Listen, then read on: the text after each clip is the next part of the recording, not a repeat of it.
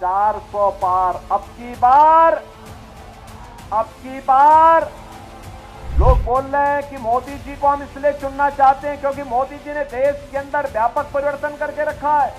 ये मोदी जी के नेतृत्व में नए भारत के नए विकास की यात्रा है। इस क्षेत्र की जनता जनार्दन और यहाँ की पावन धरा को नमन करते हुए इस भीषण गर्मी की परवाह किए बगैर आप सब इस चुनावी सभा के लिए यहां उपस्थित हुए हैं। आपके उत्साह और उमंग के लिए मैं आपका हृदय से अभिनंदन करता हूं, स्वागत करता हूं। बहनों और भाइयों, आपका जो ये उत्साह है कि सर्दी हो या गर्मी, बरसात हो या आंधी, इसकी परवाह किए बगैर हम भी मोदी जी के भारत को दुनिया की सबसे बड़ी ताकत बनाने के अभियान का हिस्सा बनेंगे। यह सचमुच अभिनंदनीय है, उत्साहवर्धक है। मैं इसके लिए आप सभी हरदोई वासियों का, मल्लावा विधानसभा क्षेत्र के नागरिकों का मैं हृदय से आभार व्यक्त करता हूं। बहनों और भाइयों, आपने विधानसभा चुनाव में भी भारतीय जनता पार्टी को अपना आशीर्वाद दिया था। 2019 में जब महागठबंधन था, तब भी आपका आशीर्वाद भारतीय जनता पार्टी के प्रत्याशी श्री अशोक रावत को प्राप्त हुआ था। और आज एक बार फिर से हम लोग आए हैं, श्री अशोक रावत को आपका आशीर्वाद प्राप्त हो और मोदी जी के नेतृत्व में नए भारत के निर्माण में हम भी सहभागी बने, इस दृष्टि से हम लोग आए हैं। बहनों और भाइयों, 2 चरणों का चुनाव संपन्न हो चुका है और 2 चरणों के चुनाव ने अब तक ये साबित कर दिया है कि जो आवाज थी कि अब की बार 400 पार, अब की बार वह लक्ष्य प्राप्त होगा और उसमें उत्तर प्रदेश का सबसे बड़ा योगदान होगा। और उत्तर प्रदेश के योगदान में मल्लावा और मिश्रिक का भी योगदान होगा। सहमत हैं? मोदी जी फिर से प्रधानमंत्री बनने चाहिए और श्री अशोक रावत सांसद बनने चाहिए। सहमत हैं? बहनों और भाइयों, पूरे देश के अंदर आई आवाज है। लोग बोल रहे हैं कि मोदी जी को हम इसलिए चुनना चाहते हैं क्योंकि मोदी जी ने देश के अंदर व्यापक परिवर्तन करके रखा है। दुनिया के अंदर भारत का सम्मान बढ़ाया है, देश की सीमाओं को सुरक्षा दी है, आतंकवाद और नक्सलवाद पर नकेल कसा है। देश के अंदर विकास के बड़े बड़े कार्य हो रहे हैं, हाईवे, रेलवे, एक्सप्रेसवे, एयरपोर्ट, बड़े बड़े उद्योग लग रहे हैं। पीएम श्री पार्क आपके श्री हरदोई और लखनऊ के बीच में बनने जा रहा है, जिसमें 1000 एकड़ क्षेत्रफल में एक नया अत्याधुनिक सुविधाओं से युक्त टेक्सटाइल पार्क बनने जा रहा है, जिसमें हजारों नौजवानों को नौकरियां मिलेंगी। 1 डिस्ट्रिक्ट 1 मेडिकल कॉलेज, जिसकी सौगात पहले ही इस जनपद को प्राप्त हो चुकी है। हर घर नल की योजना हो या देश भर में IIT, IIM, AIIMS, IIIT, NIT, world class university, इसकी एक लंबी श्रृंखला फैलाने का कार्य हो। ये मोदी जी के नेतृत्व में नए भारत के नए विकास की यात्रा है और यह भी कितनी तेजी के साथ।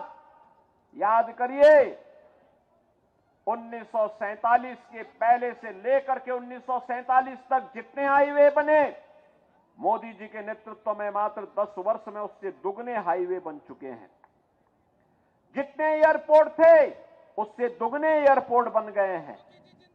एम्स पहले केवल 7 थे, उनमें से 1 कांग्रेस ने बनाया, 6 अटल जी ने बनाए और मोदी जी ने 15 बनाए हैं। बहनों और भाइयों, विश्वविद्यालय जितने थे, उससे दुगने विश्वविद्यालय देश के अंदर पिछले 10 वर्ष में बन गए। ये विकास की नई गाथा भारत की है और गरीब कल्याणकारी योजनाओं की बात ही क्या करनी है। बहनों और भाइयों, 2014 के पहले लोग गरीब भूखों मरते थे। आज देश के अंदर 80 करोड़ लोगों को फ्री में राशन की सुविधा का लाभ प्राप्त हो रहा है। याद करिए, थोड़ा याद करिए, समाजवादी पार्टी के समय में इसी क्षेत्र में और प्रदेश के कई क्षेत्रों में लोग भूख से मरते थे। और तो और आज जो पाकिस्तान का राग अलाप रहे हैं, उनको बोलना चाहिए कि 1947 में पाकिस्तान भारत को तोड़ करके बना था। भारत 80 करोड़ लोगों को फ्री में राशन दे रहा है और पाकिस्तान में 23 से 24 करोड़ की आबादी को 2 जून की रोटी नहीं मिल पा रही हो, भूखों मर रहा है। यह है भारत की प्रगति। बहनों और भाइयों, 60 करोड़ लोगों को 5 लाख रुपए की स्वास्थ्य बीमा का कवर बिना भेदभाव के मिल रहा है।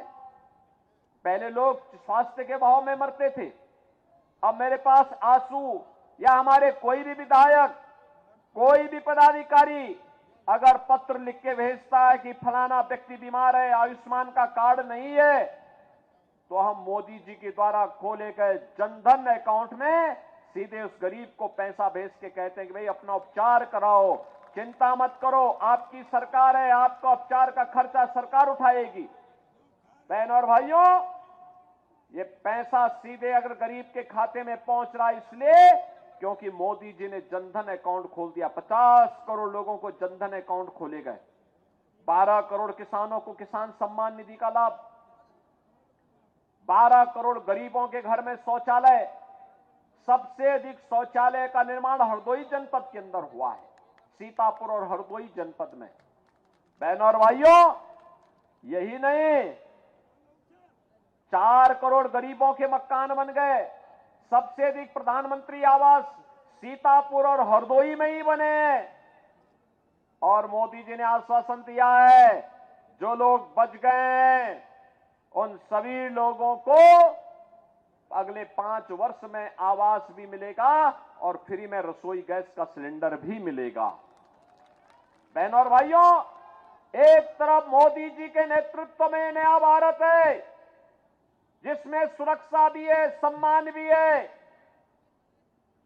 जिसमें गरीब कल्याण भी है और जिसमें आपकी आस्था का सम्मान भी है। कोई सोचता था कि अयोध्या में राम मंदिर का निर्माण होगा? कांग्रेस के लोग कहते थे कि राम हुए ही नहीं। समाजवादी पार्टी के लोग कहते थे कि अयोध्या में कोई परिंदा भी पर नहीं मार सकता। लेकिन आज जब भारतीय जनता पार्टी की डबल इंजन की सरकार आई तो अयोध्या में राम मंदिर का निर्माण भी अब हो गया है। बहनों और भाइयों, मैं मल्लावा क्षेत्र की जनता से पूछना चाहता हूं, कितने लोग अयोध्या गए हैं? इनमें से कितने लोगों ने अयोध्या में जाके दर्शन किया है? आंसू को भी और अशोक रावत से भी कहूंगा कि चुनाव के बाद यहां के लोगों को लेकर एक बार अयोध्या फिर से दर्शन करने के लिए जाएंगे। बहनों और भाइयों, एक नई अयोध्या के दर्शन होंगे। अयोध्या जो पहले 5 साल पहले, 10 साल पहले गया होगा, आज की अयोध्या को अब पहचान नहीं पाएगा। इतनी अच्छी अयोध्या बन गई, जैसे साक्षात रामलला अयोध्या धाम में फिर से विराजमान हो।